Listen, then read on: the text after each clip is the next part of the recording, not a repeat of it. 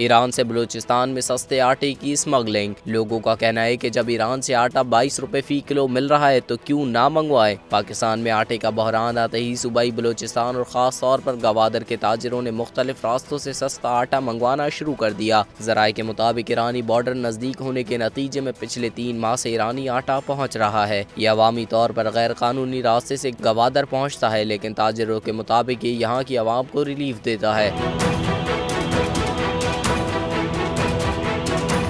ताजिरों का कहना है कि पंजाब से आटे की बंदिश के बाद यहाँ कराची से भी आटा आ रहा है, लेकिन वो 150 रुपए फी किलो, जबकि ईरान से आटा 22 रुपए फी किलो मिल रहा है, जिसे हम यहाँ 95 रुपए फी किलो बेचते हैं। इसलिए आवाम इसे खरीदने में ज्यादा दिलचस्पी ले रही है। अंजुमन ताजरान के मुताबिक पाकिस्तान में इस वक्त गैर कानूनी रास्ते से आटा पहुँच रहा है, लेकिन इस आटे की मकदार कम है। ये सामान गैर कानूनी रास्ते लेकिन बलूचिस्तान इंतजामिया के सामने से आता है, इसलिए इन गाड़ियों को नहीं रोका जाता।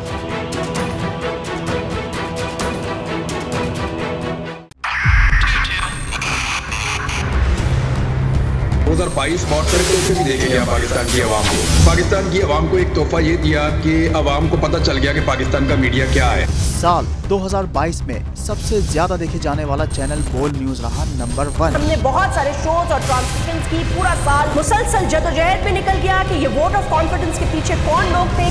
तोड़े रेटिंग के सभी रिकॉर्ड। सोशल मीडिया पर भी सबसे ज्यादा तेजी से 2.4 बिलियन व्यूज का संगे मील अबूर किया। एंकर्स को भी आवाम में सबसे ज्यादा मकबूलियत मिली और सोशल मीडिया पर भी बोल रहा सब पर भारी। सब्सक्राइब करें और बेल दबाएं ताकि कोई खबर रह न जाए।